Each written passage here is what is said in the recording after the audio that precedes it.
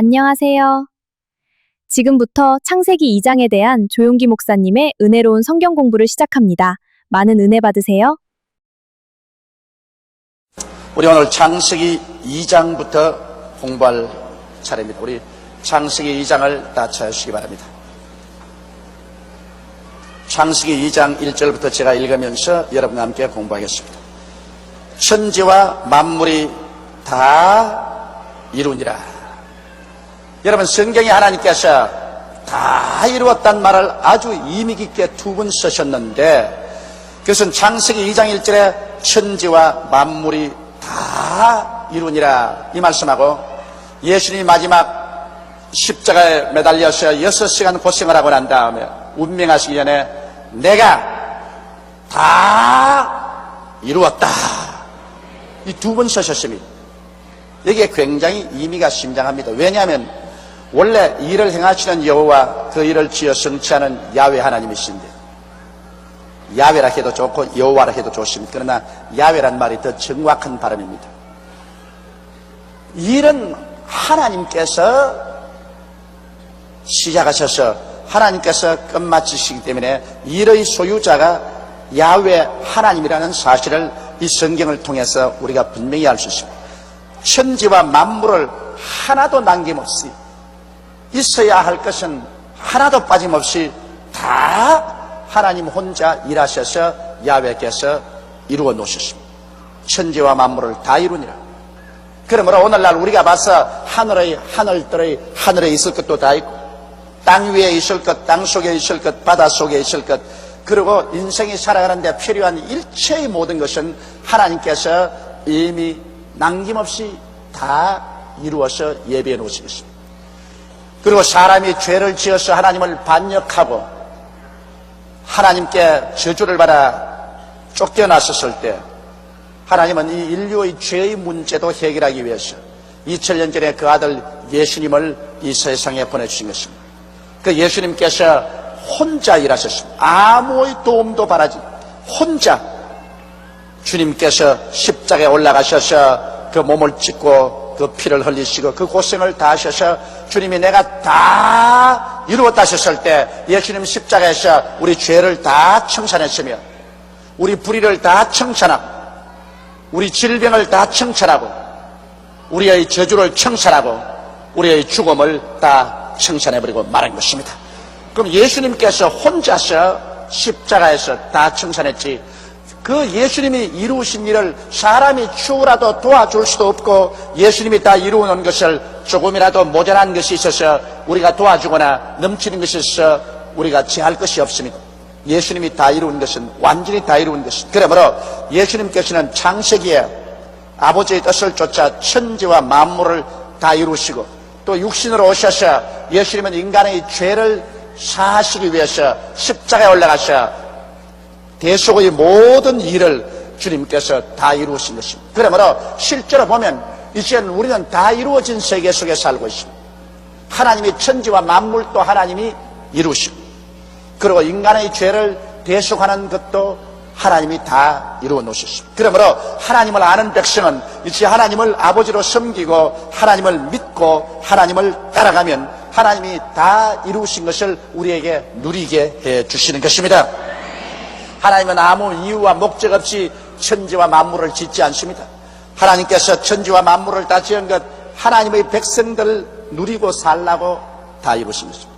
예수님이 십자가에 못 박여서 다 이루어 놓으신 것, 목적 없이 다 이룬 건 아닙니다. 예수를 믿는 사람 값없이 죄를 용서 안 받고 구원받아 천국 가라고 다 이루어 놓은 것입니다. 그러므로 하나님은 우리 아버지로서, 하나님 우리 아버지께서 우리 위해서 다 이루어 놓았기 때문에 우리가 하나님을 아버지로 진실로 섬기고 하나님을 믿고 따라가면 하나님께서 성령으로 우리를 인도하여 주셔서 그 예비한 모든 것을 다 누리게 해주시는 것입니다. 고린도전서 2장 9절 이하에 보면 하나님께서 자기를 사랑하는 자를 위해서 예비해 놓은 모든 것을 눈으로 보지 못하고 귀로 듣지 못하고 마음으로도 깨닫지 못하였다 함과 같으니라. 그러나 하나님의 성령께서 이 모든 것을 우리에게 보이셨으니 하나님의 성령은 하나님의 깊은 것이라도 통달하시나니라고 말씀하고 있는 것입니다. 그렇기 때문에 우리가 하나님을 아버지로 섬기고 믿고 순종하고 따라가면 하나님의 성령께서 하나님이 다 이루어진 길로 이끌어 주십니다. 여러분 한 사람 한 사람이 이 세상에 태어날 때 하나님께서 원하지 않고 태어나게 한 사람 없고, 또 예수 믿고 들어온 사람은 더구나 하나님의 뜻을 쫓아 여러분 태어난 사람입니다. 예수 믿고 여러분 들어온 사람 중에 하나님이 원치 않은데 구원받은 사람 아무도 없어요. 하나님께서 말씀으로 여러분과 나를 낳으신 것입니다. 그러므로 우리 모든 사람을 위해서 주님은 하나도 남김없이 모든 것을 다 예비해 놓았습니다. 영적인 구원과 천국과 세계도 다 예비해 놓고, 이 세상의 물질도 천하 만물을 주님이 다 예비해 놓은 것입니다. 그렇기 때문에 성경에 하나님께서 담대하게 말씀하시기를 그 나라와 그 의를 먼저 구하라, 그리하면 이 모든 것을 너에게 더하시라고 말씀하신 것입니다. 우리가 하나님 아버지의 나라와 아버지의 의를 먼저 우리 삶 가운데 간절히 구하고 나가면 그 다음 모든 문제는 하나님께서 성령으로 예비한 곳으로 우리를 이끌어 주시겠다는 것입니다.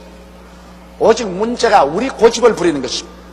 아까 그 자매님처럼 우리 교회는 예배 드릴 수 있도록 다 예배당을 예배해 놓고 온도도 조절하고 전기불도 켜놓고 목사도 와 있는데 자기가 잘났다고 자꾸 일어나가지고 손 들고 일어나가지고서 안전하게도 안 앉고 반항하고 하니까 할 수 없이 쫓겨나가지 않습니까? 아담과 하와도 하나님께서 에덴 동산을 다 예비해 놓았는데 하나님을 섬기고 믿고 말씀에 순종했으면 그거 다 누렸겠는데 하나님의 뜻을 반역하고 하나님을 배반하고 했기 때문에 하나님께 쫓겨나서 그와 그 자손이 마귀의 종이 되어 얼마나 처참한 삶을 살아왔습니다. 이러므로 성경에 보면 순종의 제사보라 낫다고 했기 때문에 하늘나라는 하나님이 다 이루어놓은 것을 믿고 순종하고 나가야 됩니다. 여러분과 나는 천지를 지으신 하나님, 절대적인 주권자요 권력자요 창조자인 이 하나님을 가슴 속에 가득히 모시고 하나님을 의지하고 살아나가면 우리가 이 세상에 살 동안에 두려움이 없이 살아갈 수 있는 것입니다. 무엇을 먹을까, 무엇을 입을까, 무엇을 마실까, 이런 것으로 염려하지 말라. 이는 다 이방인들이 염려하는 것이요 너희 천부께서는 이 모든 것이 너희에게 있어야 할 줄을 아시나니라. 그렇기 때문에 하나님께서는 아담과 하와를 지으시기 전에 천지와 만물을 다 이루어 놓으신 것입니다. 하나님이 예비하지 않은 것 아무것도 없어요. 오늘 우리가 오직 죄를 자백하고 하나님 앞에 전폭적으로 나와서 우리 인생을 내어 맡기면 하나님께서 활짝 두 손을 펴서 우리를 품어서 당신이 다 예비해 놓은 세계로 이끌어 주시는 것입니다. 이것이 신앙입니다. 이것이 믿음입니다. 믿음이란 내 고집대로 사는 것이 믿음이 아닙니다. 내 뜻대로 행하는 것이 믿음이 아닙니다. 믿음은 하나님 앞에 내가 깨어져서 하나님을 중심으로 모시고 하나님을 믿고 하나님을 따라가는 이것이 믿음인 것입니다. 이러므로 하나님은 천지와 만물을 다 이루셨습니다. 하나님의 지으시던 일이 일곱째 날에 이를 때 마치니 그 지으시던 일이 다음으로 일곱째 날에 안식하시니라. 여기에 이제 하나님이 일곱째 날에 천지와 만물을 다 지으셨다고 하는데 요사이 우리가 말하는 아침 해가 뜨고 아침 해가 지니 하루가 된다는 이것보다도 하나님이 천지를 창조하실 때는 한 기간을 하루로 주님께서 말씀을 하셨다고 학자들이 말하고 있습니다. 그러므로 그 하루라는 기간이 오늘 우리가 계산한 하루보다는 엄청나게 길 수도 있다는 것입니다. 우리가 현재 말하는 하룻밤 자고 이틀 자고 사흘 자고 나흘 자고 닷새 자고 엿새 자고 일곱 번째 다 끝마친 이런 일에 만에 지었다는 이런 것보다는 지금 우리가 계산하는 하루가 아닌 하나님께서 그때 하루라는 것은 엄청나게 긴 한 구역의 시간을 하루로 정해가지고서 그래서 하나님이 엿새 동안에 온 천하를 다 지으시고 일회째 쉬셨다. 그렇게 해석하는 학자들도 있습니다. 또 그 이외에 다른 학자들은 그렇지 않다. 오늘날 같이 하루 엿새 동안 천지를 다 지으시고 일요째 쉬셨다. 그런 학자들도 있습니다. 그러나 성경에는 보면 하루가 천년 같고 천년이 하루 같다. 그래서 하나님께서 여기 창세기에 벌써 지을 때 엿새 동안 지었다는 것은 6천년이 걸리고 그 다음에 하나님이 하루 쉬셨다는 것은 1,000년 동안 쉬셨다. 이렇게 말하는 사람도 있습니다. 그러나 우리는 하도 옛날에 일어난 일이라 그건 우리가 알 수가 없고 우리가 꼭 하나 아는 것은 하나님이 천지를 지은 것만은 틀림이 없습니다. 그리고 그 지은 것이 하나님이 요사이 하루를 계산했든지 긴 기간을 하루라고 계산했든지 간 자건 그 시간의 구간이 엿새라는 구간 동안에 다 이루시고 제7일에는 하나님이 안식하셨습니다. 쉬셨습니다. 그러므로 3절에 보면 하나님이 일곱째 날을 복주사 거룩하게 하셨으니 이는 하나님이 그 창조하시며 만드신 모든 일을 마치시고 이 날에 안식하셨습니다. 여러분, 그러므로 하나님께서도 엿새 동안 일하시고 일회째는 쉬셨다는 것을 잊으면 안 돼요. 하나님도 피곤해서 쉬셨는데 사람이 돈벌이 하겠다고 눈에 불을 켜고 그냥 월요일부터 일요일까지 달아서막 일은 막 한 달도, 두 달도, 세 달도, 1년 365일 동안 눈이 뽀얗게 들어 일하다가 나중에 피를 확 쏟고 쓰러져 죽어버립니다. 그럼 뭐 부귀영화 공명 다 얻어가 무슨 소용이 있습니까? 하나도 누려보지 못하고 들어 죽어버리는데 하나님도 엿새 동안 일하고 일회째는 쉬었는데 사람이 뭐라고 하나님 근처도 못 갈 사람이 일회 동안 계속 일하고 그러고도 고혈압이 안 걸리고 심장병 안 걸리고 신장염 안 걸리고 암이 안 걸리고 관절염 안 걸리고 마음에 원망 불평 탄식 우울증 안 걸리고 건강하게 살 수 있다고 생각하는 것은 그것은 꿈 같은 소리입니다. 그건 교만한 소리입니다. 내가 이 말하는 것은 다른 사람 보고 말하는 것이 아니라 조용기 보고 말하는 거예요. 사실 저도 너무너무 쉴 시간이 없어서 동분서주를 뛰고 하니까 이제는 회복이 빨리 안 돼요. 옛날에 30대 40대는 자고 나면 깨끗하고 자고만 나면 깨끗하고 했는데 이젠 자고 나도 피하고 자고 나도 늘 지치고 요새는 마치 지쳐서 이 목에 멱살을 잡혀서 끌려가는 그런 기분. 그래서 우리 교회 장로님들이 나보고 자꾸 그런 말씀합니다. 목사님이 왜 하나님보다 더 위대하게 되랍니까? 하나님도 엿새 동안 일하고 일회째 쉬었는데 뭘 목사님이 하나님보다 잘났다고 계속해서 그렇게 뛰고 이제 퍽 쓰러져 버리면 여기까지 한 일이 무슨 소용이 있습니까? 근데 그 말이 맞다 싶어서 이제부터는 엿새 동안 일하고 일회째 쉬려고 생각을 하고 있습니다. 근데 여러분들도 그렇게 하십시오. 가만히 내가 지내보니까 한꺼번에 바짝 다가서 일을 한다고 결국 중국적으로 잘 되는 것 없어요. 그래서 엿새 일하고 일회째는 하나님 잘 섬기고 쉬고 그리고 또 새로 일하고 이래서 오래오래 살면서 일을 하면 많은 일을 할 수 있지만은 한꺼번에 그냥 짧게 살고 굵게 살자고 하면은 그 별 재미가 없는 것입니다. 그러므로 우리 오늘 다 여기서 회개하고 겸손하게 되어서 우리가 하나님보다 낫지 않은데 하나님 명령에 불순종하지 맙시다. 하나님께서는 우리에게 엄히 명령해서 말하기를 너희는 엿새 동안 일하고 일회째는 쉬라고 말하셨습니다. 그리고 그날에는 하나님 성전에 나와서 하나님을 예배드리고 하나님 말씀을 듣고 하나님 일을 하라고 말하셨습니다. 이러므로 우리는 그 하나님 말씀에 순종하십시다. 하나님께서는 엿새 일하고 일회째 쉬면 그날은 복을 내려주겠다고 말했습니다. 그 일회 날은 복 받은 날인 것입니다. 하나님께서 복 주신 날이기 때문에 그날에 쉬면서 하나님 섬기면 복을 잔뜩 받아서 그 다음 또 엿새 동안 살아나가니까 그 복의 힘을 가지고서 하는 모든 일이 형통하고 잘 되게 되는 것입니다. 우리 사람 생각에는 이 사업을 하고 지금 대목인데 이 일의 날 이 문을 닫고 쉬면 되겠느냐? 아이고 안 되겠다. 그렇게 하지만은 그렇지 않습니다. 하나님께서 엿새 동안 일하고 일회째 하나님 섬기는 날에 복을 내려놓았기 때문에 그날에 쉼으로 일하는 것보다 복을 더 많이 받게 되는 것입니다.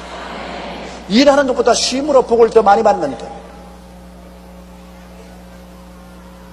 이러므로 이러한 하나님의 섭리를 우리가 꼭 믿고 나가면 큰 은혜를 받습니다. 4절에 여호와 하나님이 천지를 창조하신 때 천지의 창조된 대략이 이러하니라. 이제 창세기 1장에는 천지를 창조한 순서를 쫙 말했습니다. 첫날에 빛을 만들고 이튿날에 궁창 만들고 사한날에 육지를 만들고 초목이 태어나고 나한날에 해와 달과 별들이 다시 재차 비치게 하고 다섯째 하늘의 새와 물고기 만들고 여섯째 곤충과 짐승과 사람을 만드셨습니다. 그런데 이제 창세기 2장은 그 순서를 말하는 것이 아니라 이제 하나님이 이 세상을 창조할 때 일어났던 그 가장 중점적인 사항을 설명하는 것입니다. 그러므로 창세기 2장은 창조의 순서가 아니라 창조할 때 그때 상태를 설명하는 말인 것입니다. 여호와 하나님이 천지를 창조하신 때 천지에 창조된 대략이 이러하니라. 여호와 하나님이 땅에 비를 내리지 아니하셨고 경작할 사람도 없었으므로 들에는 초목이 아직 없었고 밭에는 채소가 나지 아니하였으며, 이 하나님께서 제일 처음 이 땅을 지으시고 물에서 땅이 나오게 하고 난 다음에 즉시로 초목이 확 나게 하지 않았다는 것입니다. 당분간 이 땅에는 아직까지도 초목이 없었다는 것입니다. 그리고 채소가 나지 않았다. 왜냐하면 하나님께서 비를 내리지 아니했다는 것입니다. 그 당시에는 땅에 물이 흐르고 안개가 이렇게 올라갔지 하늘에서 비는 쏟아지지 않았습니다. 언제부터 하나님께서 비를 주기 시작했냐면 노아의 홍수 때, 그때 비로소 하늘에 비를 내렸습니다. 그 때문에 노아가 나가서 120년 동안 외쳤습니다. 하나님이 이 땅을 물로 심판한다. 하늘에서 비가 내려와서 물로 심판한다. 그러니까 그 당시에 사람들이 안 믿은 것입니다. 왜냐하면 그 당시에는 노아의 홍수 때까지는 비가 온 적이 없어요. 땅에서 그냥 샘물이 솟아나서 농사도 짓고 땅을 적셨지 하늘에서 비가 오지 않았기 때문에 웃기는 소리 하지 마라. 조상이 태어나서 잘 때부터 하늘에서 비가 내린 적이 없는데 무슨 갑자기 하늘에서 비가 내려. 그래서 노아가 120년 동안 방주에 들어오느라 하늘에서 비가 내려와서 온 땅이 홍수로 음몰한다고 해도 안 믿었었습니다. 그러나 그 말씀대로 노아의 가족들이 방주에 들어가고 난 다음에 하늘의 비를 쏟았습니다. 이제 오늘날은 우리가 자꾸 말합니다. 하늘에서 불이 쏟아져 가지고서 세상을 멸한다. 이제는 온 세상이 이 열렬한 불에 녹아진다. 하늘에서 불이 쏟아진다. 불로 심판한다. 그럼 요사님 또 말합니다. 세상에 웃기는 소리 하지 마라. 하늘에서 무슨 불이 내려와? 하늘에서 비나 내려왔지 무슨 불이 내려와? 안 믿습니다.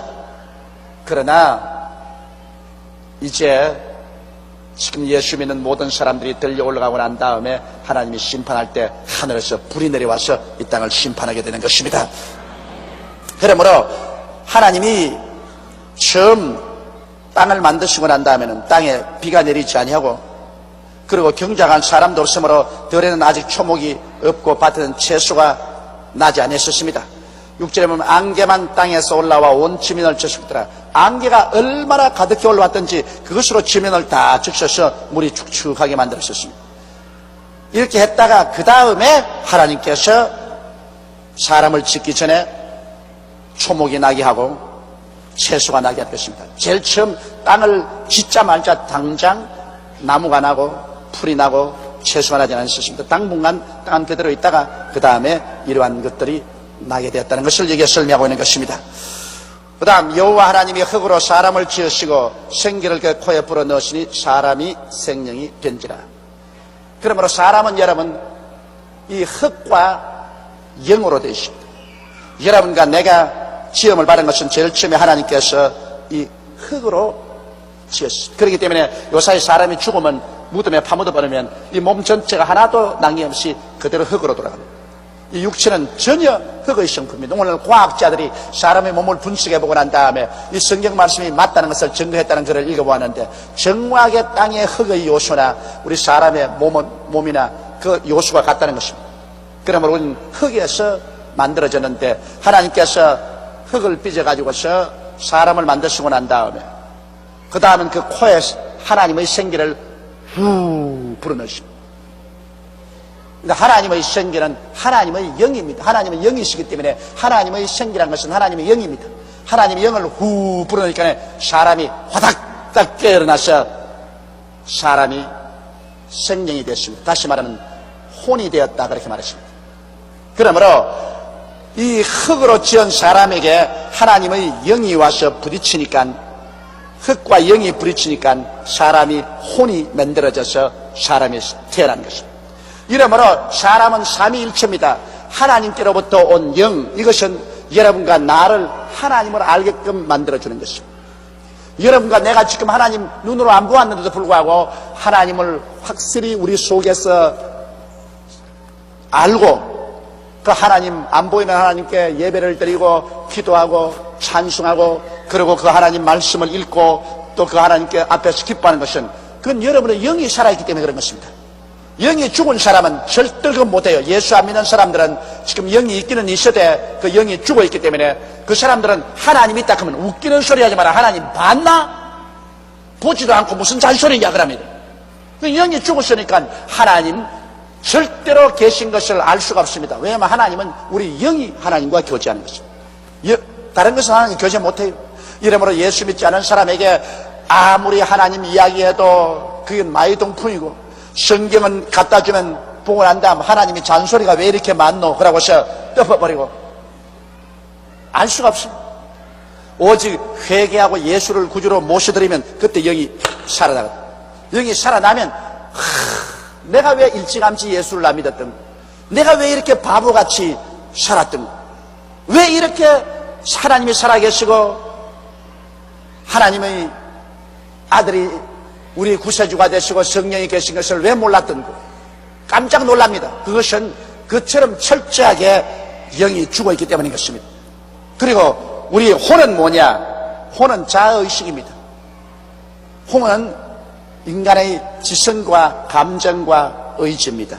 그러므로 이 혼이라는 것은 이제 여러분과 내가 살고 있는 이것이 혼이에요. 지금 조용기의 혼이 영의 지배를 받아서 혼이 말하고 있는 것입니다. 혼은 연구해서 지식을 얻고, 그리고 희노애락의 감정이 나오고, 그리고 내가 가겠다 안 가겠다, 먹겠다 안 먹겠다, 일을 하겠다 안 하겠다는 그 의지, 이런 것이 바로 혼의 작용인 것입니다.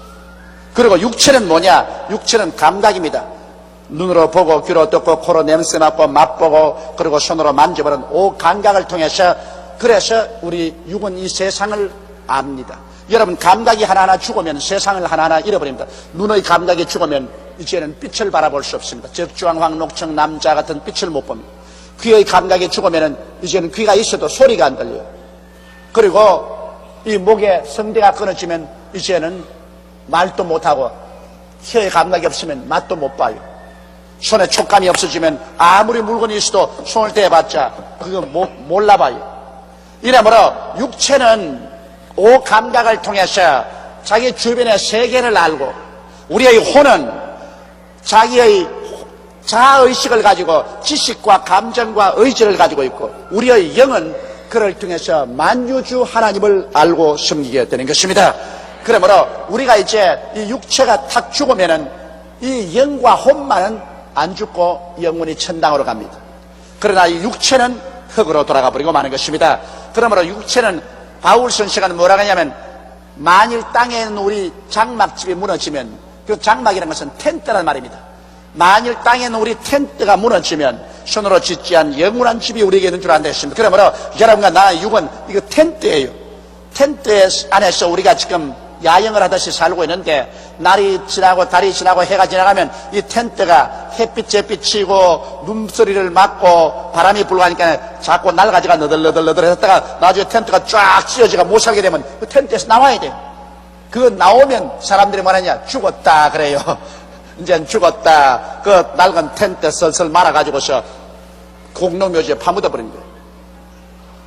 그러므로 사실 여러분과 나는 이 영이 혼을 데리고 육체 속에 삽니다. 그런데 이 영이 타락한 사람은, 영이 죽어버린 사람은 오랫동안 혼이 왕노릇하고 살았기 때문에 이 혼이 고집스러워요. 이제 예수 믿고 난 다음에 영이 살아나도 자꾸 혼이 고집을 하고서 인간 중심으로 살라 그러는 거예요. 영이 하나님 뜻대로 살아라, 하나님 믿고 살아라, 하나님 말씀대로 살아라 하면 또 혼이 안 할래, 그동안에 내가 임금이었는데 네가 누구야? 네가 와서 잔소리야. 너 그러면 혼난다. 혼나면 혼나라 크지. 그래서 혼이 나야 깨어져요. 그러면 냈다 혼을 내주면, 혼이 바싹 깨어지면, 그러면 전부 여지없어서 손들고 옵니다. 그러면서 영을 따라 부는다고. 그게 여러분 예수 믿을 때 우리가 예수 믿으면 제깍 영이 살아나고, 그 다음 영은 하나님 말씀을 먹음으로 점점 자라지만은 이 혼은 깨어져야 돼. 그렇기 때문에 우리 예수 믿는 신앙생활에 많은 시련이 필요한 것은, 혼은 절대로 교육을 받질 않아요. 혼은 깨어져야 돼.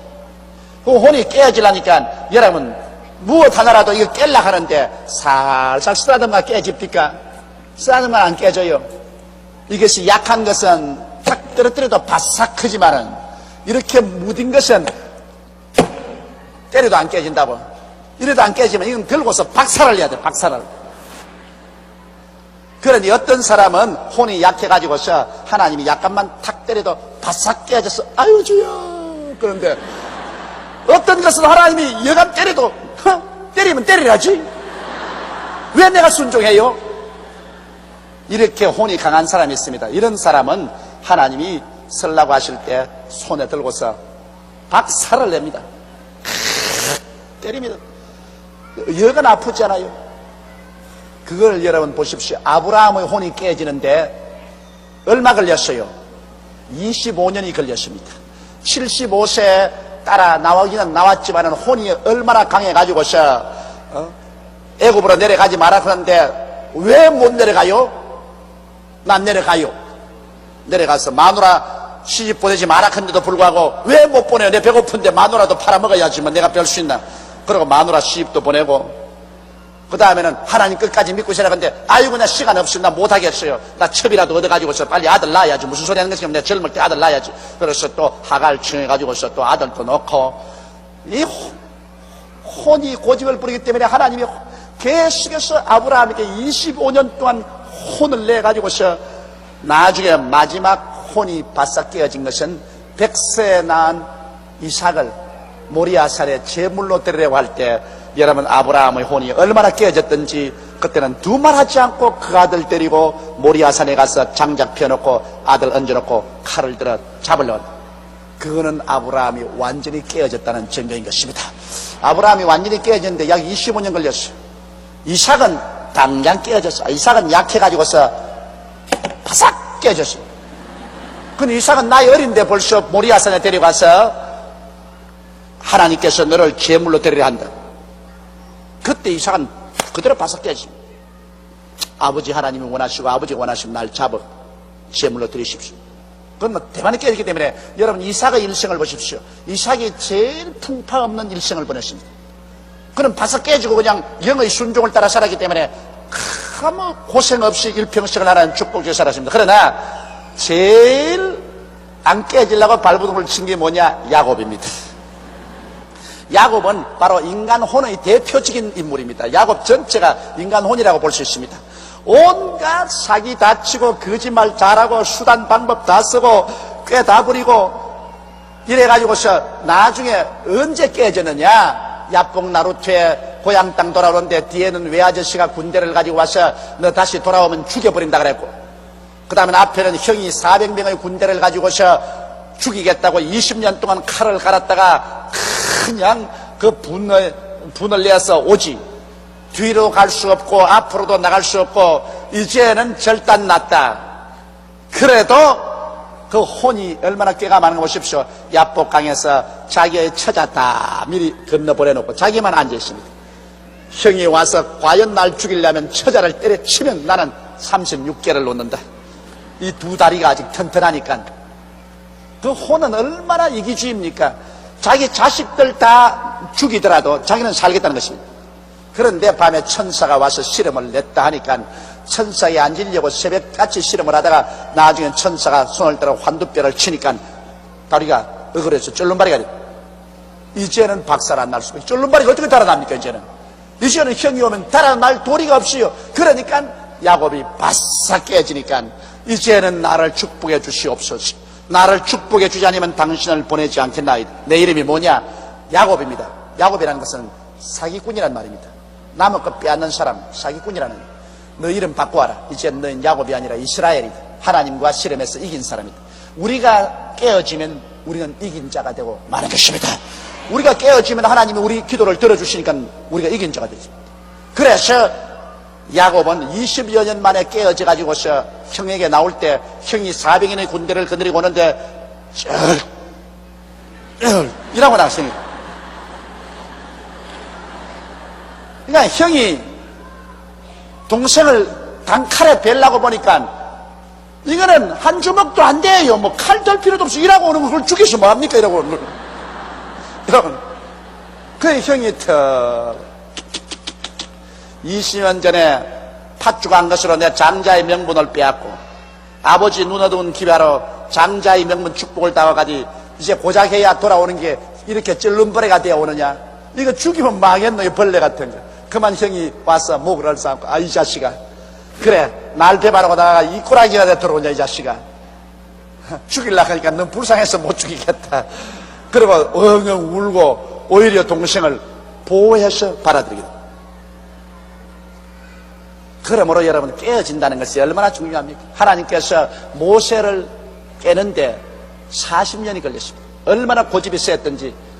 그 영은 살아있지, 그 하나님을 아니까. 그러나 혼이 얼마나 강해서 자기 뜻대로 하기 때문에 미디안 광야에 보내가 40년 동안을 광야에서 당하세같이 내가 버려놓았어요. 그래서 그가 박살이 깨어지니 하나님 서셨죠.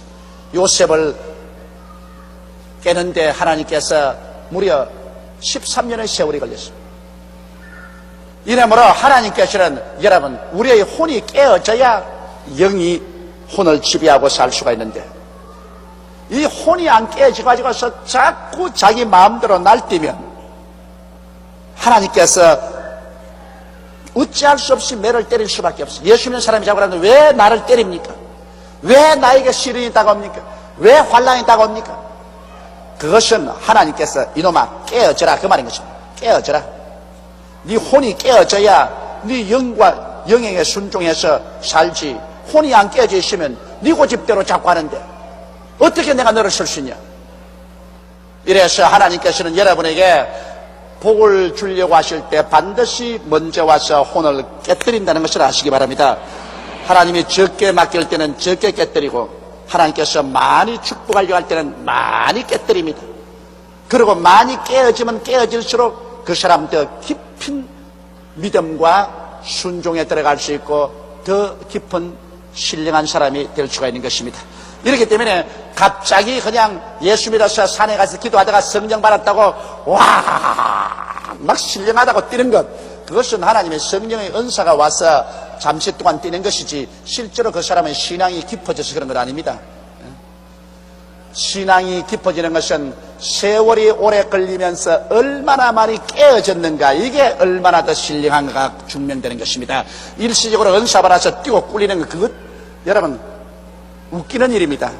일시적으로 뛰고 꿀린 건 하나님께서 필요하니까 일시적으로 은사 주어서 쓰는 것이지 실제로 신앙이 깊은 것은 아닙니다. 신앙이 깊은 것은 세월이 오래 지나가면서 많이 깨어져 가지고서, 그래서 하나님 앞에 혼이 말랑말랑하게 되어 가지고서 그 발 앞에 엎드려 하나님의 성령이 우리 영으로 더불어서 식는 조금도 거부하지 않고 따라가는 이러한 사람이 될 때 이 사람 진짜로 신령한 사람이 되는 것입니다. 깨어지는 것, 이것보다 중요한 건 없습니다. 아담과 하와 이후로 인간에게 가장 큰 죄가 영이 죽자 말자 혼이 자기 뜻대로 사는 것입니다. 인본주의가 바로 혼입니다. 요사이 소위 말하는 인본주의, 인간 중심으로 사는 인본주의. 그런데 우리가 돌아와서는 인본주의가 깨어지고 신본주의로 돌아와야 되는 것입니다. 깨어져야 돼요. 그리고 육체는 죽여버려야 돼요. 육체는 이것은 다스리지 못해요. 육체의 정욕이라는 것은 이것은 이 수양과 도덕으로 안 돼요. 육체의 정욕은 죽여버려야 돼요. 그건 무조건 하고 죽여버려야 돼요. 그래서 혼이 깨어지고 육체의 정욕을 죽이고, 이렇게 하면 하나님께서 인간을 만드신 원래의 모습으로 돌아갑니다. 원래 하나님께서는 인간을 흙으로 지으시고 먼저 영을 불어넣거든요. 그래서 영이 하나님의 모습, 형상과 모형으로 우리 참 사람인 영이 그 다음 자의식인 혼을 가지고서 일어나서 육체 속에 살게 돼요. 그러므로 우리는 언제나 영으로 살아야지 혼으로 살면 안 됩니다. 또 육으로 살아도 안 돼요. 한 사람 속에 언제나 세 가지 음성이 들려옵니다. 영의 음성이 들려와요. 영의 음성이. 예를 들어 말하면 여기에 돈이 있다, 수입이 들어왔다, 영의 음성이 들려와요. 11조를 떼서 하나님께 드려라.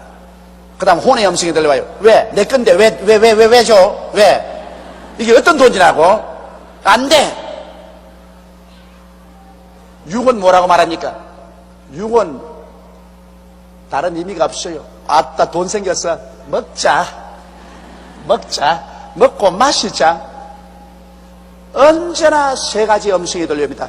영에서 들려오는 음성과 혼에서 들려오는 음성과 그 다음 육의 음성이 들려오는 것입니다. 거기에서 우리가 선택을 해야 돼요. 우리가 신령할수록 영의 음성을 또 선택합니다. 그러나 신령 안 할수록 혼의 음성을 선택하고 난 다음 나중에 어려울 때 주여 도와주소.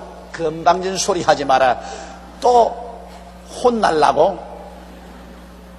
이 혼은 혼대로 하면은 하나님 혼을 내시니까. 그 다음 육체의 음성이 있습니다. 육체는 이유가 없어요. 혼은 그래도 이유를 대지만 육체는 이유가 없어요. 육체는 배고프다, 목마르다, 춥다, 그 고함 치는 것밖에는 육체는 이유가 없어요. 그러므로 사람은 영과 혼과 육의 삼위일체로 되어 있는데 우리가 영이 언제나 다스려야 됩니다. 그러므로 영이 다스리기 위해서는 우리가 늘 영에 힘을 줘야 돼요. 하나님 말씀을 먹는 것은 영이 강해지는 것입니다. 그리고 우리가 성령으로 충만한 건 영이 강해지죠.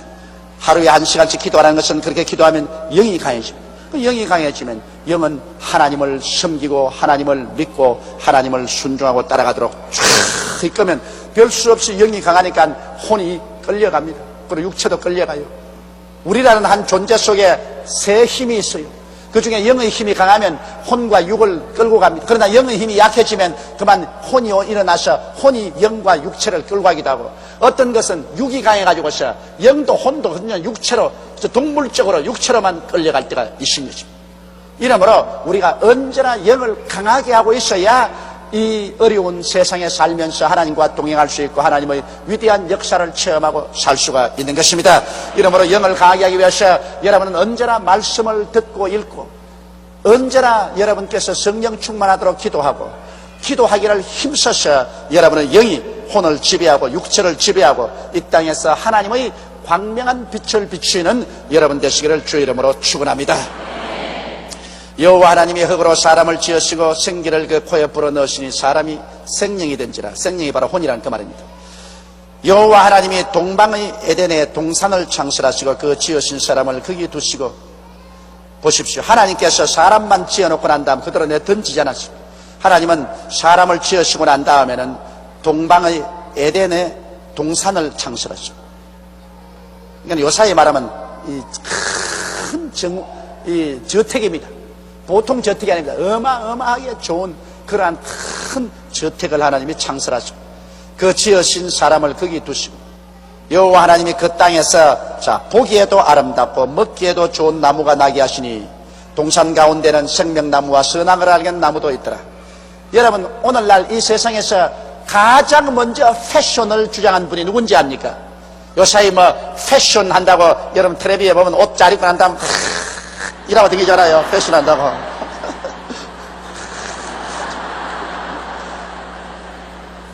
그 패션이 반드시 나쁜 게 아니라, 나는 옛날에 그 패션을 굉장히 나쁘게 욕을 했습니다. 그래가지고서 처음 제가 불광동에서 개척했을 때 그때 여대생들이 그때는 이 좁은 통치마를 입었어요.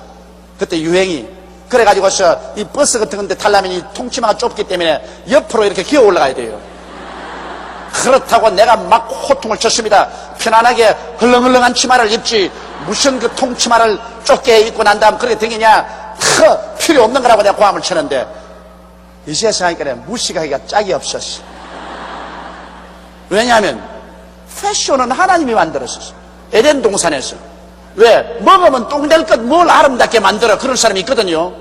그런데 여기에 먹기에 좋고 보기에도 좋은, 그 땅에 보기에 아름답고 먹기에 좋은 나무가 나게 됐습니다. 그러면 보기에 좋은 건 패션 아니에요. 그냥 천을 가지고 옷을 만들거들랑 아주 보기에 좋게 만들어. 보기에 좋게. 집을 짓더라도 아주 패션 스타일로 보기에 좋게. 옷을 입더라도 보기에 좋게. 그리고 무슨 이 꽃, 이 꽂는 것도 보기에 좋게. 그리고 집에 들어가서 벽에다가 사진도 붙이고 탁 데코레 시청하는 거 보기에 좋게. 이 패션은 바로 아름다움이라는 것은 하나님이 만든 겁니다, 여러분.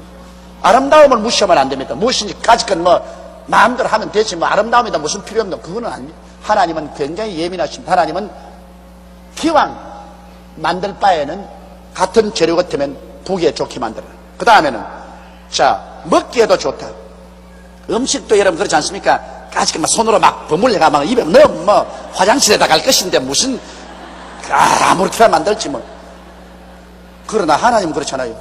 하나님은 먹기에 좋은 아주 볼 때 먹기에도 눈으로도 먹고 냄새로도 먹고 그리고 맛으로도 먹고 맛이 있어야 돼요. 먹기에도 좋으니까. 맛없는 것 왜 먹어요? 그래서 내가 우리 애들 보고 꼭 내가 늘 말한다. 너희들 장가 갈 때 물론 인물도 보지만은 그러나 인물보다 더 중요한 것은 음식 솜씨 봐라. 그건 왜냐? 남자의 애정은 위장에서 나온다. 인물은 하루 이틀 보다가 한 6달, 한 1년 좀 지나가면 잘나도 덤덤, 못나도 덤덤인데 음식은 잘못하면 박살난다. 음식은 잘못하면 그건 매일 하루 30세끼 먹어야 되는데 그만 아무 맛도 없이 만들어가지고서 언제나 쳐가놓고 배고프면 먹어라. 먹기 싫으면 그만 도락하면 애정이고 뭐고 다 날아가 버린다. 그러나 오래 사는 데는 부인이 아주 솜씨가 좋아가지고서 음식을 척척 아침, 점심, 저녁으로 입에 감칠맛이 나도록 만들어 놓으면 막 뱃속에서 애정이 넘쳐난대. 애정이. 그래서 내 애들 보고 이거는 아버지 경험이다. 그러니까 절대로 인물만 좋은 부인을 하지 말고 데이트를 해보면서 음식지가 먹지 말고 그 집에 가라. 이제 가가 직접 음식을 만들어 달라 그래라. 나는 원래부터 사서 먹는 음식이 좋지 않고 우리 집에서 늘 만들어 먹었기 때문에 나는 당신이 좀 음식을 직접 만들어 줘야 데이트도 올바르게 되겠다. 그래서 자꾸 음식 만들어 달라 그래. 그 먹어보고 맛이 없거들랑 아야 돌아서라. 그건 끝장났. 그러나 맛이 있거들랑 붙잡아라. 여러분 그건 내 정말입니다. 나도 남자니까요. 남편이 집에 일찌감치 돌아오게 하려거든 음식을 잘하십시오. 아주 음식을 맛있게 솜씨가 좋으면요 남편 바깥에 가서 음식 안 먹습니다. 어찌하든 그 음식 생각이 나기 때문에 온갖 변명을 다 하고도 집에 들어와요. 그러나 집에서 음식이 맛이 없으면 온갖 변명을 다 하고도 바깥에서 먹어요. 그 음식을 잘 만드는 거 참 좋습니다. 나도 옛날에 신방 한참 다닐 때 보니까 우리 어느 성도들 집에 가면 그렇게 김치와 된장이 맛있을 수가 없어. 그거 한 번 먹고 나면 일주일 내내 그 집 생각만 나요. 그 집 생각. 기도할 때도 그 집 김치하고 된장이 자꾸 생각나요. 그래서 자꾸 축복을 해요. 근데 어떤 집에 가면 아이고 맛이 없는데 죽겠어. 모처럼 목사님 왔다면서 막 김치하고 된장하고 내는데 김치도 도저히 못 먹겠고 된장도 못 먹겠고 그러나 맛이 없다면 실례되겠고 죽을 고생하라고 먹고 난 다음에 그 다음에는 꿈에 또라클같이 겁이 나가지고 그냥 돌았습니다.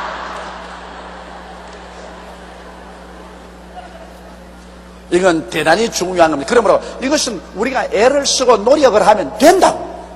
안 되는 게 없다고. 우리 하나님이 하신 거 보십시오. 여호와 하나님이 그 땅에서 보기에 아름답고 먹기에도 좋은 나무가 나게 하시니. 그러므로 여러분 오늘날 사치하는 것은 아니지만은 가정에서도 부인 되시는 우리 자매님 여러분은 머리도 늘 만지고 얼굴도 이 화장도 해서 보기에 아름답게 하고 계세요. 막 부부하고 결혼해서 한 10년 살았다고 가지건 뭐 이제 살았는데 이제 고물 다 됐는데 그러면 머리도 막 이렇게 해가지고 쓰면 옷도 막 이렇게 해가지고 쓰고 여보 빨리 와서 밥 먹어.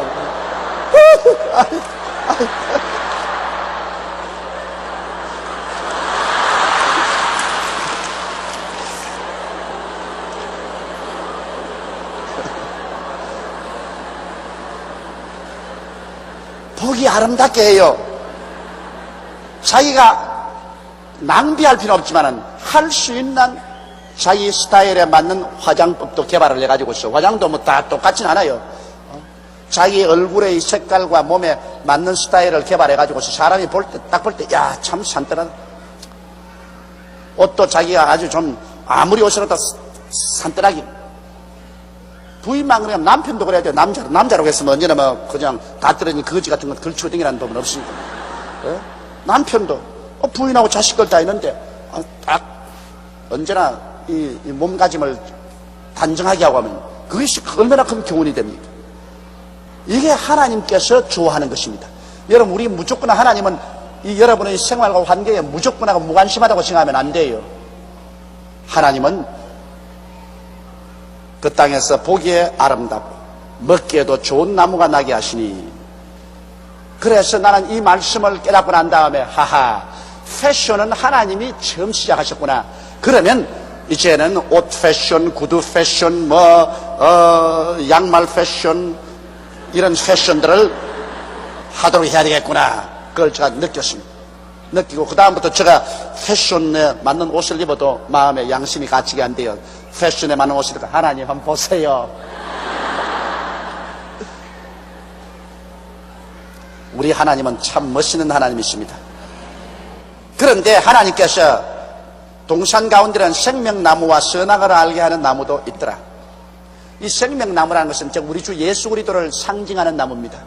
이 생명나무를 먹으면은 하나님의 생명을 받게 되어서 영원히 영도 육도 죽지 않고 살게 되는 이런 생명나무가 있고, 또 선악을 알게 하는 나무, 이 선악을 알게 하는 나무는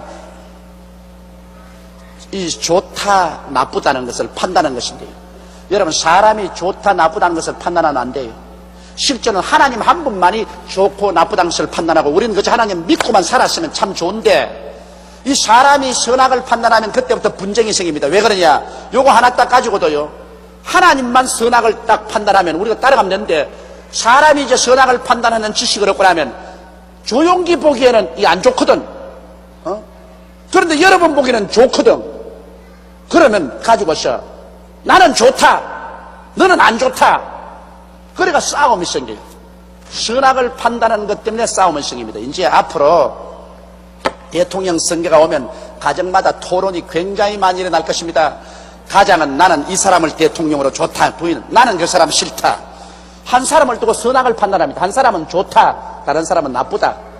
그래가지고서 너는 이 사람 찍자, 너는 저 사람 찍자. 이거 사실은 여러분, 하나님은 사람이 이것을 알기를 원하지 않습니다. 선악 판단만 없었으면 이 세상에 그 많은 가정이 이혼도 안 하고, 그 많은 나라의 정치적인 싸움도 안 할 것이고, 그 많은 국제적인 문제가 생겨가지고서 살상도 안 했을 것입니다. 선악을 판단 안 하면 하나님께서 지시한 대로 믿고만 따라가면 되는 것입니다. 그런데 이놈의 사람들이 선악과를 까먹고 선악을 판단하게 돼가지고서 모조리 다 선악 기준이 다르다고요. 이 사람은 좋다 그러면 저 사람은 나쁘다 그러고, 저 사람이 나쁘다 그러면 이 사람이 좋다 그러고, 그래서 서로 좋다 나쁘다 이렇게는 박치기를 막 한다고 막 강제로 싫다 하는 사람은 좋다고 막 끌고 간다고요. 그래서 선악을 아는 열매를 먹은 것이 큰 저주가 된다는 것은 여기에 있습니다. 선악을 모르면 분쟁이 없어집니다. 선악이 있기 때문에 분쟁이, 그래서 어린 애기부터 겨우 벌벌 기어난 벌써 어린 애기부터 여러분 순진하다고 생각합니까? 천만에 벌벌 기면서 벌써 어린 애기도 선악을 분발합니다. 자기에게 좋은 것 달라고 꽉 말도 못하면서 안 주면 울고 막 발구등을 치고 막, 그 벌써 선악입니다. 어른이 보기에는 안 좋은데, 그러나 아는 자기는 좋다고 말이야. 자꾸 막 그 뜨거운 화루에 기어 올라가겠다 그러고 불도 내리 죽이겠다 그러고, 어린애기 보기에는 자기는 선하다고 보는데 부모 보기에는 나쁘거든. 부모가 못하게 하니까 꽝 치고 막 몸부림을 치고 울고 야단이고. 이 선악을 안다는 것은 참 무지무지한 저주입니다. 그런데 왜 하나님께서 선악을 하는 나무를 에덴 동산에 주었느냐? 이것은 사람에게 이제는 하나님이 이 선택의 자유를 준 것은, 너도 하나님처럼 되려고 하겠느냐, 너는 언제나 하나님을 아버지로 모시고 사람으로서 믿고 순종하게 살겠느냐, 그 갈림길을 결정시키는 것입니다. 왜 하나님은 사람을 갖다가 꼭두가시로 만들지 아니하고 사람을 선택의 자유를 주어서 사람이 자원해서 하나님을 하나님으로 섬기고 하나님을 따르게 하는 것이기 때문에, 그러므로 너희가 자원해서 하나님을 절대로 승리했냐? 그렇지 않으면 너도 하나님처럼 되겠다고 반역을 하겠는가? 그 선택을 주님께서 하게 한 것입니다. 이거 하나님은 참 이 의미에서는 대단히 좋은 의미로 그렇게 하신 것입니다. 하나님이 강제로 그냥 사람을 옥두각시로 만들어 버리면 요사이 로봇가 되어버렸지. 인간은 자유의지가 없습니다. 그러나 인간의 자유의지를 가지고 인간은 나는 선악을 하는 것은 판단 안 하겠습니다. 이거는 아버지가 판단하시고, 우리는 생명과나 따먹고 영원히 살아서 선악 판단은 하나님이 하시고 그저 우리 하나님 믿고 순종하고 살겠습니다. 이렇게 결정할 것이냐? 그렇지 않으면 우리도 하나님처럼 되겠습니다. 그러므로 그래서 하나님과 반역하겠습니다. 이렇게 될 것이냐? 반드시 하나님이 자율적으로 인간이 그것을 선택하도록 만들어야 됩니다. 일단 인간이 선택만 하면 그 길로 고정시킬 수가 있습니다. 그런데 사람은 마귀가 꾀는 바람에 선악과일 먹고 말았습니다. 그건 이제 뒤에 나옵니다. 10절에 보면 강이 에덴에서 발원하여 동산을 적시고 거기서부터 갈라져 내 근원이 되었으니, 이건 하도 옛적 일이라 지금 그때에는 강은 우리가 현재 알 수 있는 강은 두 개밖에 없고 다른 강은 모릅니다. 그렇기 때문에 그 두 개 강을 더듬어서 볼 때 옛날에 에덴 동산이 어디에 있었느냐? 요사이 소위 말하는 이란과 이락, 한참 전쟁하는 이란과 이락 그 근처가 에덴 동산이었다. 이렇게 우리가 추정을 할 수가 있는 것입니다. 강이 에덴에서 발원하여 동산을 적시고 거기서부터 갈라져 네 근원이 되었으니 첫째 이름은 빗손이라. 금이 있는 하윌라 온 땅에 둘렀고, 이건 어딘지 지금 또 모르겠습니다. 그 땅의 금은 정금이여 그곳에는 베들레헴과 호마노도 있으며, 둘째의 강 이름은 기온이라. 구스 온 땅에 둘렀고, 셋째 강 이름은 히데겔이라. 히데겔 강이라는 것은 지금도 우리가 알 수가 있습니다. 그 이란과 이락에 있는 히데겔 강 지금 있습니다. 아수르 동편으로 흐르며, 넷째 강은 유브라데 강이라. 이 히데 강이 아니라 유브라데 강은 지금 알 수 있지만 그 다음 강은 모릅니다. 그러나 이하간 에덴 동산이 요사이 이란과 이락이 있는 그 지구, 히데겔과 유브라데 강이 있는 그 지구에 에덴 동산이 있었다는 것입니다. 거기에서 강이 나와서 그 에덴 동산을 적시고 다른 동산을 적시는 것입니다. 여호와 하나님이 그 사람을 이끌어 에덴 동산에 두사 그것을 다스리며 지키게 하시고, 에덴 동산을 다스린다는 건 주인 아닙니까? 에덴 동산을 주었죠. 또 에덴 동산을 지키라 했습니다. 여러분, 지킨다는 것은 도적이 있어야 지키지 도적이 없으면 안 지키거든. 왜 하나님이 지키라고 했느냐? 벌써 그때 하나님을 반역한 원수 마귀 사탄이 다시 자기가 하나님을 반역한 것처럼 아담과 하와도 꾀어서 반역하게 하려고 하기 때문에 지키라는 것입니다. 도적이 오는 것은 도적질하고 죽이고 멸망시키는 것이기 때문에 틀림없이 하나님이 아담에게 말씀할 것입니다. 사탄이 너희 유혹하러 온다. 그러므로 단단히 에덴을 지켜라. 사탄의 말 듣지 마라. 사탄의 말 들으면 너는 박살난다. 사탄의 말 듣지 말고 하나님 말을 들어라. 그러나 사탄은 온다. 그건 오는 것을 내가 허락한다. 왜냐? 사탄이 유혹을 해야 이제 흑이냐 백이냐 정이냐 반이냐 너가 결정을 내린다. 유혹 안 한 데는 아무 결정을 할 수가 없다. 그러나 유혹을 하는데도 불구하고 나는 너를 따르지 않는다. 나는 하나님을 따르겠다면 그건 올바른 선택이 됩니다. 그러므로 사탄이 오기 때문에 너 단단히 지켜라. 이 동산을 다스리고 지키라는 것은 사탄이 오니까 너희 이 신앙을 지키고 너희 태도를 지키라는 것입니다. 그 하나님께서 미리 다 가르쳐 줬어요. 하나님 안 가르쳐 주고 한 건 아닙니다. 여호와 하나님이 그 사람에게 명하여 가라사대 동산 각종 나무의 실과는 내가 임의로 먹되 선악을 알게 하는 나무의 실과는 먹지 말라. 내가 먹는 날에는 정령 죽으리라 하시니라. 다른 실과는 다 하나님이 주었었어요. 그러나 선악을 아는 실과는 먹으면 죽는다. 왜?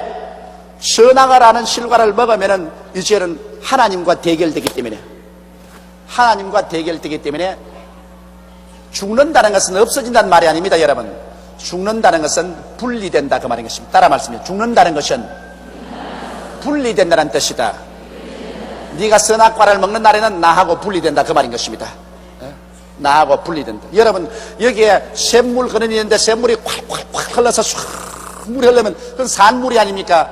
그런데 그 샘물을 길을 이렇게 돌려버리고 여기 옹당으로 떼놓으면 거기는 물은 어떤 물입니까? 산물입니까? 죽은 물입니까?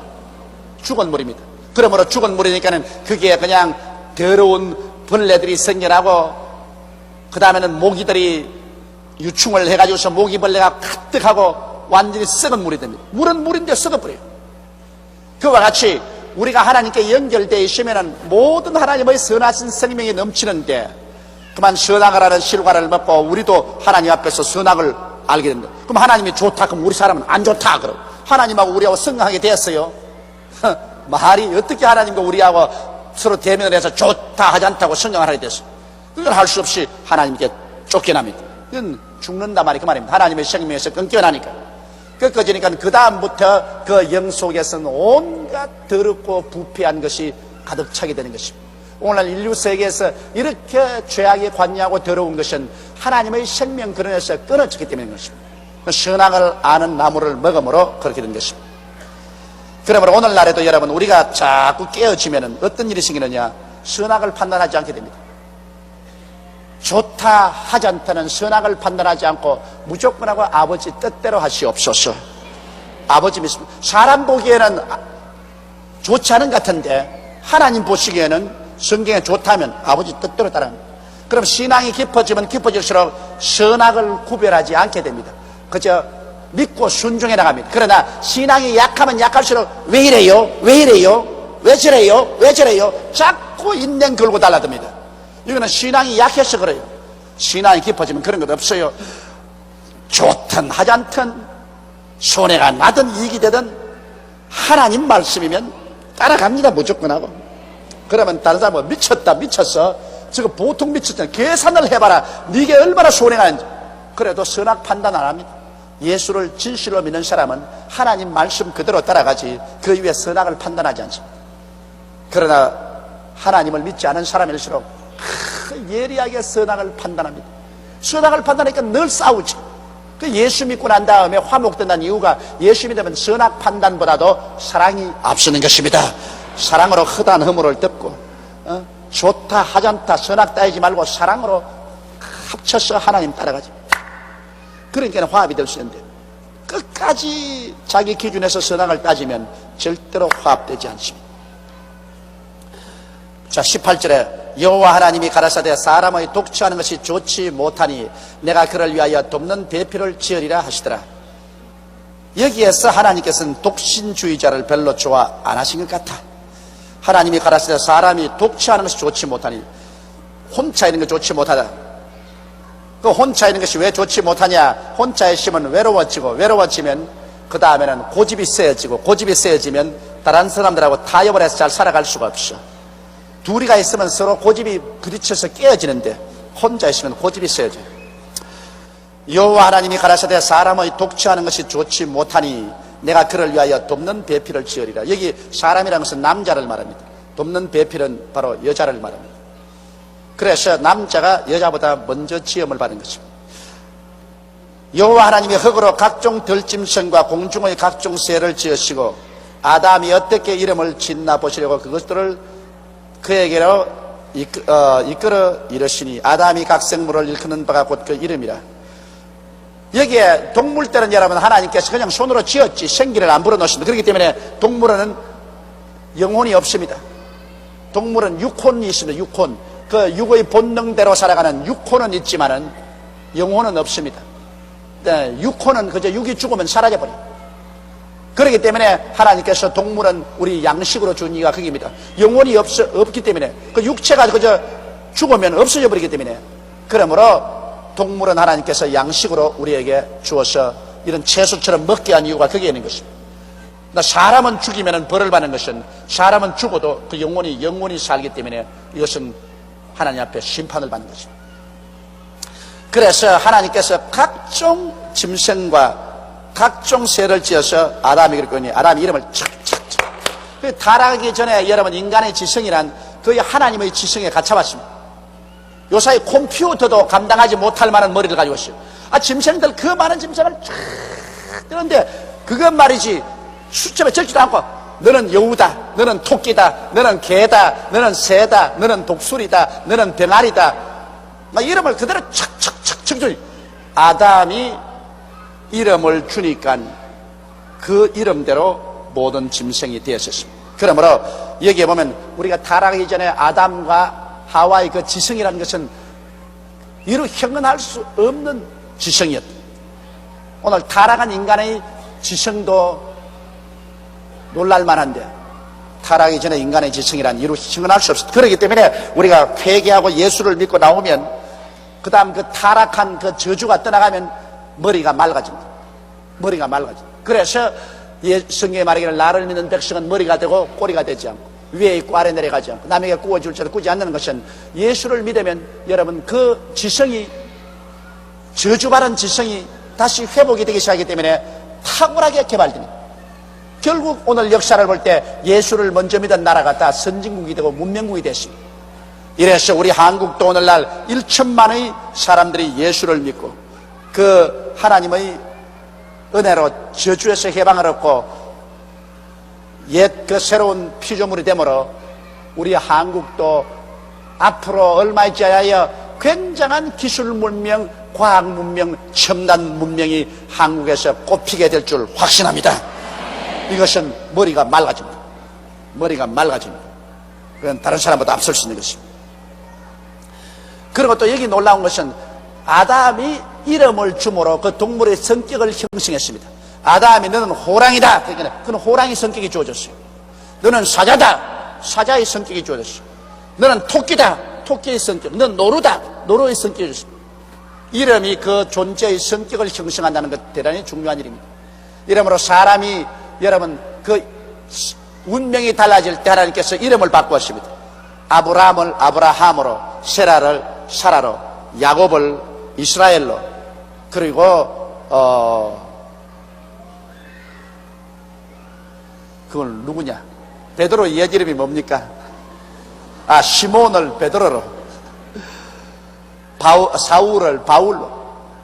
운명이 달라질 때 그 이름도 바꾸었습니다. 이러므로 이름이라는 것은 그 사람의 성격 규정에 굉장히 중요하다는 것을 알아야 됩니다. 뭐 성명 철학이라는 것이 있지만 그 정확하게 그대로 되는 건 아니겠지만은, 그러나 이름이라는 것은 왜냐하면 밤낮으로 내가 그걸 적고 그걸 밤낮으로 내가 듣고 내가 내 이름을 입으로 늘 시인하기 때문에 사람이 듣고 쓰고 입으로 시인하는 것이 자기 생활에 굉장한 성격 형성에 영향력을 미치는 것입니다. 여러분 그 이름 아주 더러운 이름이 있거든요. 개똥입니다. 그러면 자기가 늘 듣는 게 내 이름이 개똥이다. 그럼 개똥 같은 인간인데 그 성격이 나중에 개똥같이 되는 것입니다. 나는 이름이 우리 아버님께서 용기라고 지어서 이름이 용기가 있습니다. 그럼 밤낮 내가 들어도 조용기, 이름 적어도 조용기, 생각해도 내가 일단 너는 조용기. 그래서 내 생각에 용기가 있다. 그래서 아마 용기 있게 뭘 일을 한지도 모르겠습니다. 좌우간 이름이라는 것은 잘 연구를 하고 그 이름을 잘 지어야 돼요. 듣기에도 좋고 말하기에도 좋고 그리고 사람 인상도 좋고. 내가 우리 손녀딸 낳아가지고서 손녀딸 이름을 지으려고 한 달 기도를 하고 겨우 이름을 지었는데 봄이라고 지었습니다. 봄이 왔네. 그 우리 손녀딸은 아이고 봄이 왔네. 봄이 얼마나 좋습니까? 그냥 봄이 오면 햇빛도 따가워지고 얼었던 물도 녹고 꽃도 피고 얼마나 좋습니까? 봄이 왔네. 그런데 아직 백날이 됐는데 아직 보지도 못했어요. 내가 이제 요번 11월에 제가 시카고에 가면 만나게 되겠는데 아예 그냥 굉장한 기대를 가지고 있습니다. 비행장에 가면 내가 아마 어스러지라고 안아주겠다 그렇게 생각하고 있습니다. 봄이 왔네. 한자 이름을 제가 좋아 안 해요. 왜냐하면 우리 한국에 이렇게 좋은 한글 이름이 있는데 왜 거기에다가 한자 이름을 지어요? 그래서 내가 우리 아들들 이름도 한자로 지은 것을 후회를 합니다. 둘째 놈만 샘이라고 지었어요. 샘물과 같은 보혈은 임마누엘 피로 달아서 조샘. 그랬다고 그거 고쳐달라고 지금도 따라다닙니다. 아버지 샘이 뭡니까 샘. 그냥 애들이 와서 샘이 많다고 샘이 많다고 샘. 그래서 괴로워 못 견디겠다 그런다. 그러나 우리 한국말 얼마나 좋습니까? 샘물같이 좋사오른다. 우리 한국말이 참 좋으므로 한국의 좋은 우리 고유의 말로서 이름을 지어 넣으면 참 좋습니다. 오스트라리아에 가니까 오스트라리아 순복음교회 나온 한 분이 자기 딸 이름을 내사랑아라고 지었어요. 내사랑아. 김씨인데 김내사랑아. 그래서 그건 좀 이상하더라. 김내사랑아. 그래도 뭐 자기는 한국 이름을 준다고 김내사랑아. 제일 처음에 나는 좋아서 내사랑인 줄 알았습니다. 그래서 내사랑아 내사랑이 대단히 좋아하는가 보다 싶은데 나중에 보니까 이름이 내사랑이라. 김내사랑. 아담이 모든 생물에게 이름을 주니 그 이름대로 그 생물의 성격이 형성돼요. 그러므로 우리들도 우리의 자신의 이름이나 우리 자식들의 이름을 줄 때 아주 좋은 이름을 주어가지고서 우리가 성격이 좋은 이름으로 형성될 수 있도록 그렇게 하는 것은 의미가 대단히 있다고 생각을 합니다. 20절에 아담이 모든 육축과 공중의 새와 들의 모든 짐승에게 이름을 주니라. 아담이 돕는 배필이 없으므로 여호와 하나님이 아담을 깊이 잠들게 하시니 잠들매 그가 그 갈빗대 하나를 취하고 살로 대신 채우고. 요 사이 여러분 병원에 가면 대수술할 때 어떻게 합니까? 모험하지요. 깊이 잠들게 하죠. 그 벌써 하나님께서 에덴 동산에서 벌써 대수술을 할 때 모험법을 썼다고요. 저도 군대에 있을 때 8시간 수술을 했는데요. 이 창자 배를 째고 했는데 그때 보니까 여기다가 몸 주사를 놓고서 헤아리라 그래요. 10가지 헤아리라. 그래서 주사를 놓고 했는데 하나, 둘, 셋, 넷, 다섯.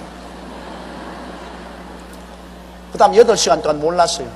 뭐가 어떻게 되는지 하나도 몰랐어요. 그러나 나중에 이제 시간이 다 지나고 나면 깨어나니까 그때는 입에서 온갖 잔소리가 다 나와요. 그거 조심해야 되겠어요. 이 몸에다가 깨어나면 자기 잠시식에 있던 말을 다 해요. 그때는 비밀을 말 다 한다고. 그래 나는 그때 군대 병원에서 실려 나오면서 이렇게 해야 제대를 하지, 이렇게 해야 제대를 하지 그러고 나왔더라고.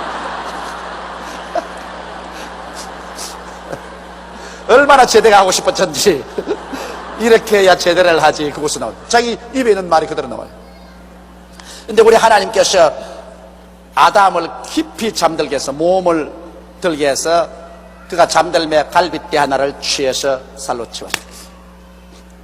그 하나님께서 갈빗대 없어도 여자 만들 수 있는데 왜 아담의 갈빗대를 취했는가? 이것은 그 의미가 대단히 깊습니다. 왜냐하면 하나님께서 그 아담의 갈빗대를 취해가지고서 하와를 만드는 것은 두 사람이 한 사람이다 그 말인 것입니다. 떨어져서는 안 된다. 두 사람은 한 사람이다. 왜냐하면 남자와 여자라는 것은 별개의 인생이 아니고 하나다. 그 남편의 갈빗대를 취해가지고서 여자를 만들었으니 그 갈빗대라는 것은 의미가 많죠. 갈빗대가 제일 심장에 가깝잖아요. 그러므로 사랑으로 관계를 맺고 살아라. 심장에 제일 가까우니까. 그리고 또 갈빗대라는 것은 옆이니까 둘을 쏘면 이코올이다. 서로 인격적으로 동등하게 살아라.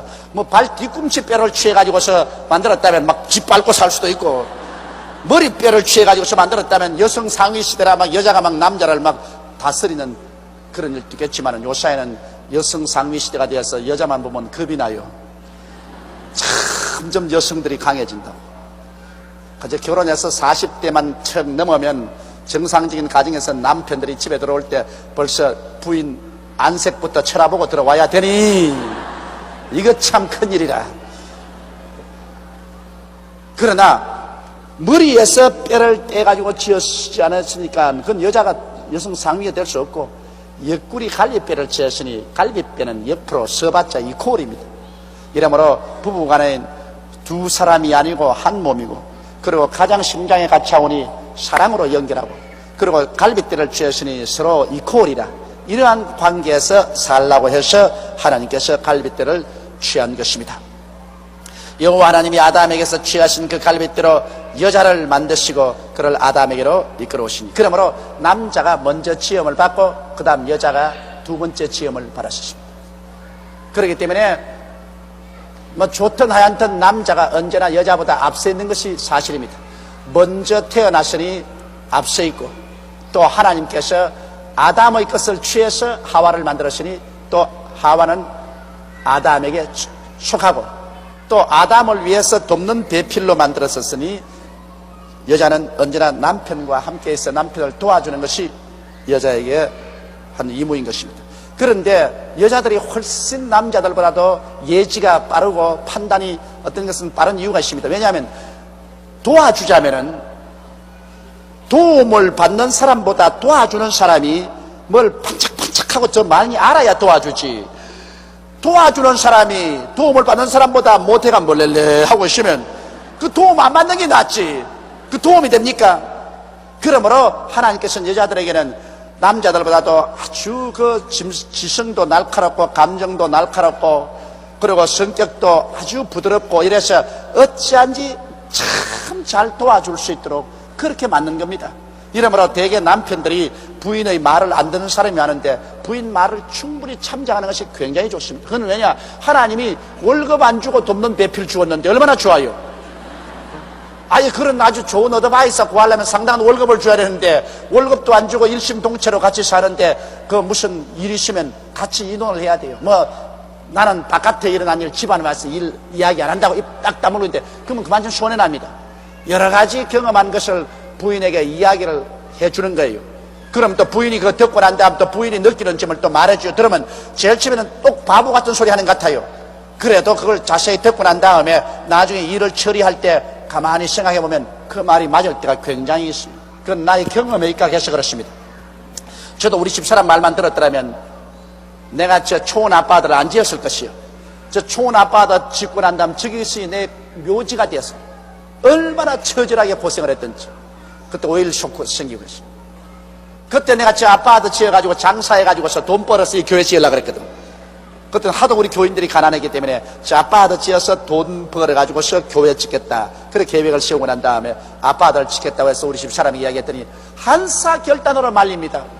당신이 세상 사업하는 것이 아닌데 성경 말씀에 그 나라와 그 일을 먼저 구하라고 했는데 단돈 한 푼이라도 교회부터 먼저 지어야지 아파트를 먼저 짓다니 그건 안 됩니다. 교회를 짓고 난 다음에 그 빚이 너무 많거들랑 그 다음 아파트를 지었어요. 순서를 그렇게 해야지.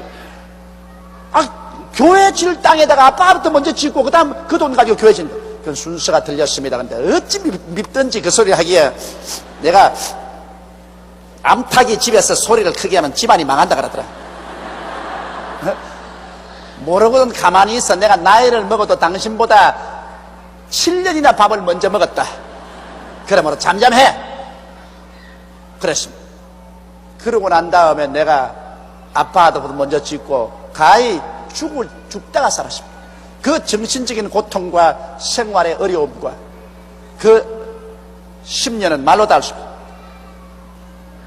그래서 그때 이후로부터 시작해서는 마누라 말 듣는 게 좋겠구나. 그런 시련을 겪고 난 다음에 내가 말을 상당히 들어요. 이제는 무슨 일이 있어도 같이 의논해보고 내가 같이 들어보고 그러고 난 다음에 그 말을 심중히 생각해보고 그 말이 하나님 말씀과 맞느냐 안 맞느냐 생각해보고 그러고 난 다음에 일을 하는데 가만히 들어보니까 이익이 보통 많지 않아요. 내가 그 말 듣고 난 다음 그 다음부터 이익을 얻은 것이 굉장히 많다고. 그래서 요사이는 너무 듣는 것 같아. 이제 나이를 많이 먹으니까 내가 깊이 생각하기가 싫고 귀찮으니까 대략 물어보고 그냥 이렇게 저렇게 하라 하면 그대로 따라서 해버리기 때문에 좀 너무 듣는 것이 아닌가 싶은 생각이 날 정도인데 그래도 듣는 것이 이익이 많더라고요. 그러므로 여기 계신 우리 남자 동지 여러분, 나와 함께 부인의 말을 좀 들으십시다. 그러면 많은 경우에서 실패를 하지 않게 된다고.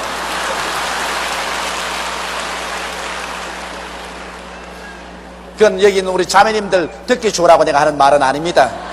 그러나 하나님께서 여러분에게 그러한 직분을 주셨어요. 돕는 배필로서의 직분을 주었기 때문에 그런 도울 수 있는 지혜와 총명과 성품을 하나님이 주셨다, 그 말씀인 것입니다. 아담이 가로되 이는 내 뼈 중에 뼈요 살 중에 살이라. 이것을 남자에게 취하였은즉 여자라 칭하리라 하니라. 그 아담이 보니까 자기 뼈를 취해가지고서 여자를 만들어 오니까 그러면 말할 필요 없지. 그건 뭐 물건도 아니고 정말 내 뼈 중에 뼈요 내 살 중에 살이라. 이건 남자에게 취했으니까 여자라 하리라. 그래서 아담이 자기의 아내로서 받아들여. 그러므로 남자와 여자는 영혼은 일체가 아닙니다. 육체는 일체입니다. 그걸 알아야 돼요. 남자와 여자라고 해서 여자는 영혼이 없는 것 아닙니다. 어떤 사람들은 몰몬교에서는 여자는 영혼이 없다 그래요. 여자는 남자에게 붙어있기 때문에 영혼이 남자에게만 있고, 여자는 영혼이 없어서 여자는 언제나 남자에게 붙어 있어야 나중에 부활의 날에도 부활한다 그래서 시집 안 간 사람은 부활 못한다 그랬어. 그런 거짓말이 없습니다.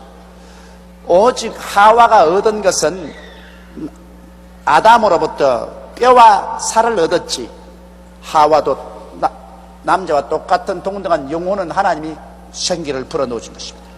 하나님이 아담의 뼈 하나만 취했지, 그걸 가지고서 흙으로서 만들어서 생기를 불어넣어서 하와를 만들었습니다. 그러므로 영혼은 별개입니다. 그렇기 때문에 남편의 의지가 있으면, 인격이 있으면 부인의 인격도 당연히 있습니다.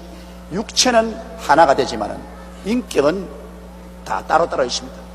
그러므로 그 인격은 서로가 자기 위치를 지켜서, 남편은 머리가 되고 아내는 이 수족이 되고, 남편은 리더가 되고 아내는 뒤에서 밀어주는 자가 되고, 그런 포지션을 잘 알아가지고서 서로 인격을 차지할 줄 알고 조화 있게 해야 행복한 가정을 이룰 수가 있는 것입니다. 이러므로 남자가 부모를 떠나 그 아내와 연합하여 둘이 한 몸을 이룰지니라. 자, 이 말씀이 오늘날 우리 큰 문제를 해결할 수가 있습니다. 이러므로 남자가 부모를 떠나 그 아내와 연합하여 둘이 한 몸을 이룰지니라. 여러분, 많은 경우에서 시어머니와 며느리 간의 갈등이라는 것은 이거는 옛날부터 있습니다.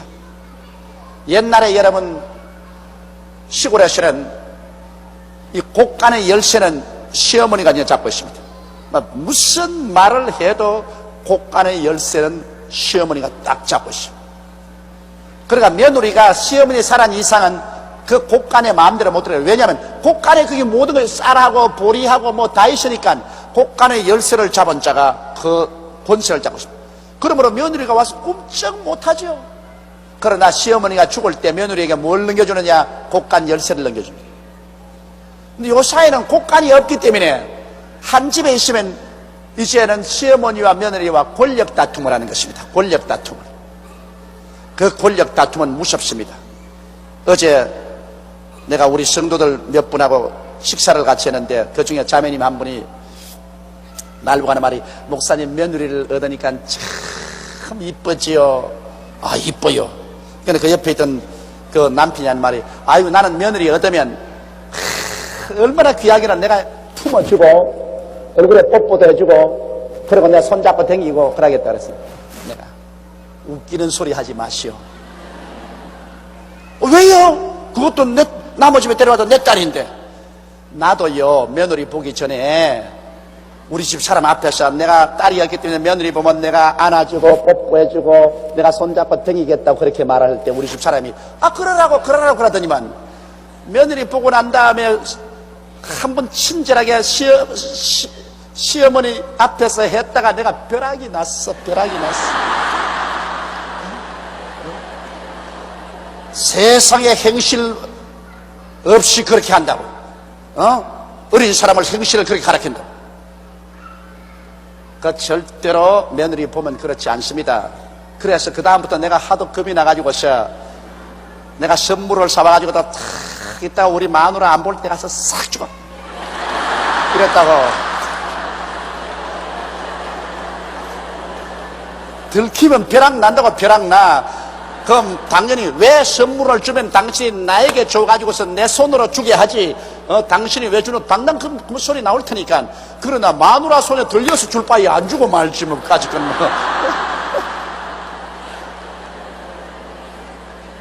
지금도 우리 집 사람 없게 되면 내가 말한다고. 누가 자꾸 일러 바치더라고. 내가 요렇게 이제 말을 해놓으니까. 일러 바치면 또 나 박살 난다고. 여러분, 날 불쌍히 여기서 일러 바치지 말라고요. 그 이제는 떨어져서 하니까 이제는 괜찮은데, 같이 있을 때는 참 이 시아버니에게는 며느리가 굉장히 귀해요. 그리고 난 또 딸이 없으니까 굉장히 귀한데, 그 다음 내가 딱 며느리가 와서 집에 같이 사니까 우리 집사람 눈치를 딱 보니까 달라져요. 굉장히 엄해지고 무서워지는 게요. 그 다음에는 막 며느리인데 겁이 나서 가지도 못해요, 내가. 우리 마누라 눈치 본다고. 그러니까 별 도리 없이 한 가정에 두 여인이 들어오면 가정에 권력 다툼이 생기는 것입니다. 왜냐하면 어머니가 턱 집에 들어오면 어머니가 40대 넘어서 50대쯤 돼가면 집에서 왕초 아닙니까? 그렇죠? 막 남편보다 큰 소리 꽝 하고 애들보다 큰 소리 하고 사실은 말은 바로 하지 남편이야 괴지 형식적으로 머리지 뭐 집에 들어가면 권력은 부인이 다 가지고 있대. 그런데 다른 여자가 떡 하나 들어와가지고서 금방진 소리를 하면 용서를 하겠어요? 완전히 정복을 시켜놔야 속이 시원하지. 그래 요사이 현대 여성들이 들어와서 정복 당하려고 하나 그 정복 안 당하려고 반발을 하니까 집안이 편할 날이 없지. 그래서 하나님께서 얘기한 말은 뭐냐? 하나님이 미리 아시고 남자가 그 부모를 떠나라 그렇게 말했습니다. 남자가 그 부모를 떠나 여자와 연합하여 한 몸을 이룰지니라. 그러니까 결혼하면 떠나라. 결혼하면 떠나라. 부모 모시고 같이 살란 말을 안 했었습니다. 떠나라. 그러면 이제 요사이 경제적으로 그렇게 떠날 수 있는 형편이 못 되면 어떻게 되냐? 이제는 부모님이 들어오면 죽어서 들어와야 돼요. 밥 주면 밥 먹고 옷 주면 옷 입고 말했다가는 쫓겨나가.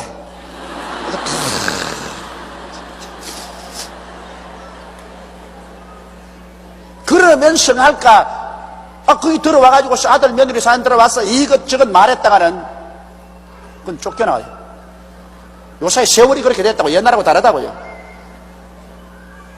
이러니 이제 제가 늘 결혼식 할 때 강요하는 것은 자녀들아 주 안에서 내 부모를 공경하라 공경하는 것은 그런 사람들에게 너희들이 부모를 공경하면 너희들도 세상에 잘 되고 장수하니까 세월이 이렇게 됐으니 이제 힘이 없는 부모가 와서 경제적으로 힘도 없고 해서 이제 아들랑 그 부모를 보물단지처럼 생각하고 공경을 하면 그 덕분에 하나님께 복을 받아서 너희도 잘 되고 장수한다고 자꾸 그렇게 하지만은 내 말 믿어줘야 말을 하지.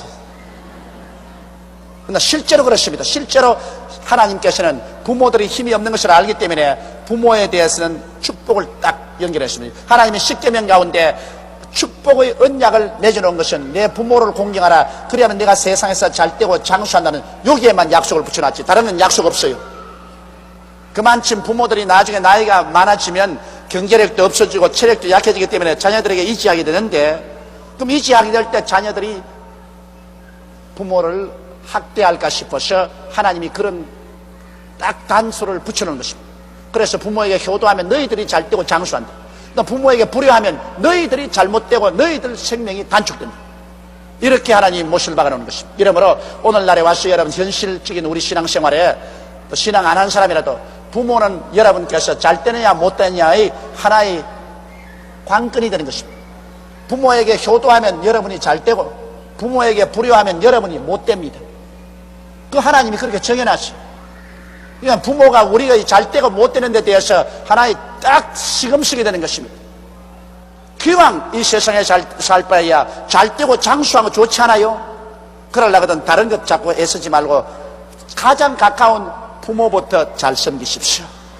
그러면 잘 되고 장수한다고. 부모 거역하면 못 되고 단명한다고. 일 안 되고 무서운 병 들어서 죽을 때 그때 후회한들 무슨 소용이 있겠습니까?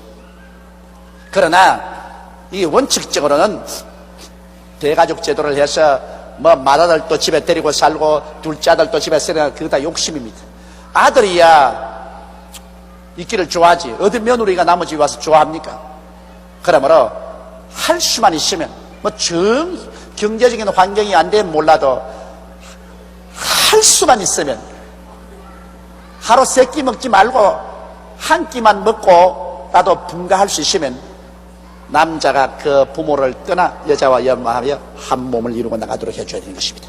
그래서 서로 왔다 갔다 보면 서로 인정도 있고 서로 좋지. 한 집에 있으면 결과적으로 싸움 나고 마는 것입니다. 나중에 남는 것은 원한밖에 남지 않습니다. 이것은 하나님이 그렇게 만들어 놓았기 때문에 여러분 섭섭하게 생각하지 마십시오. 꼭 며느리 집에 데리고 있으면 대개 안 그런 분도 있지만 대개 결국에는 마음속에 시부모하고 원한에 사무치게 됩니다. 시어머니하고 원한에 사무치게 돼요. 이러므로 남자가 부모를 떠나 그 아내와 연합하여 둘이 한 몸을 이룰지라 하나님께서 벌써 핵가족 제도로 들어가라고 명령을 해놓았습니다.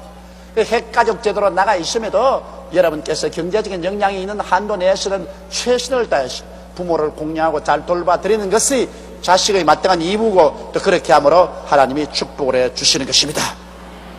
아담과 그 아내 두 사람이 벌거벗었으나 부끄러워 아니하더라. 그럼 왜냐? 둘이가 벌거벗어도 아직 선악과를 따먹지 않았기 때문에 좋다 나쁘다 판단을 안 합니다. 여러분, 선악을 분별하지 아니하면 부끄러움이 없어요. 왜냐하면 선악을 분별하는 사람은 내가 악하고 잘못됐다면 부끄럽거든.